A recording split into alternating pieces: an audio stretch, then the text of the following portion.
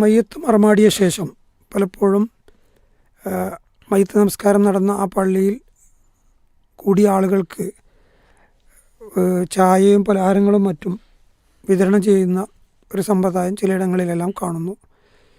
ഇതിൻ്റെ ഇസ്ലാമിക വീതി അന്വേഷിച്ചുകൊണ്ടാണ് ചോദ്യകർത്താവ് എഴുതിയിട്ടുള്ളത്. ചില നാടുകളിലും സ്ഥലങ്ങളിലുമൊക്കെ ഇത് കാണുന്നുണ്ട്. അപ്പോൾ അവരോട് ചോദിക്കുന്നത്, നിങ്ങൾ എന്തിനാണ് ഇങ്ങനെ ഒരു ചായ ഇപ്പോൾ വിതരണം ചെയ്യുന്നത്? കുറേ അകലെന്ന് വന്ന ആളുകൾ മയ്യിത്ത് നിസ്കാരത്തിന് വന്നപ്പോൾ ക്ഷീണിച്ച് ദാഹിച്ച് വിശന്ന് അങ്ങനെ കൊടുക്കുകയാണോ? അങ്ങനെയാണെങ്കിൽ ജമാഅത്ത് നമസ്കാരത്തിന് വരുന്ന ആളുകൾക്ക് ഓരോ വക്തനും കൊടുക്കാൻ പള്ളി കമ്മിറ്റിക്കാരും വരുന്ന ആളുകളും തയ്യാറാകേണ്ടതല്ലേ? അപ്പോൾ അതുകൊണ്ട് ഉദ്ദേശം മയ്യിത്ത് നമസ്കരിക്കാൻ വരുന്ന ആളുകൾക്ക് വിശപ്പകറ്റുക, ദാഹമകറ്റുക, ക്ഷീണമകറ്റുക എന്നുള്ളതല്ല.